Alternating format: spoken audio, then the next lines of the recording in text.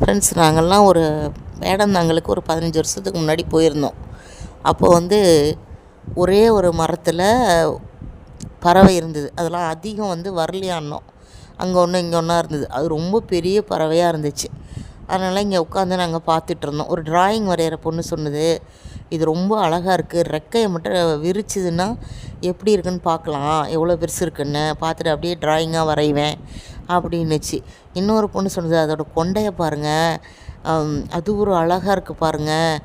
அதாவது தலை கொண்டைன்னா சேவலுக்கு இருக்க மாதிரி இல்லை, அதோடய தலையோட அமைப்பு குண்டாக அழகாக இருந்துச்சு. இப்படி எல்லாம் அதோட அழகை ரசிச்சுக்கிட்டு இருந்தாங்க.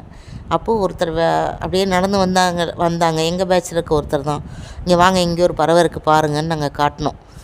அவர் பார்த்துட்டு, ஐயோ சூப்பர், ஒரு 3 கிலோ இருக்க மாட்டேக்கே, இது அப்படியே ரெக்கையெல்லாம் பிச்சு எரிஞ்சிட்டு இங்கே இருக்கிற சருகெல்லாம் கூட்டி நெருப்பு வச்சு அப்படியே மஞ்சத்தூள் மிளகாத்தூள் உப்பு தடவி அப்படியே சுட்டு சாப்பிட்டா எப்படி இருக்கும் தெரியுமா, ஆஹா அப்படின்னாரு.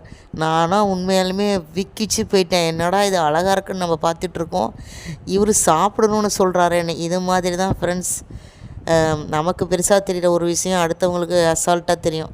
சப்ஸ்கிரைப், லைக் பண்ணுங்கள் ஃப்ரெண்ட்ஸ், அப்படியே கொஞ்சம் ஷேர் பண்ணி விடுங்க.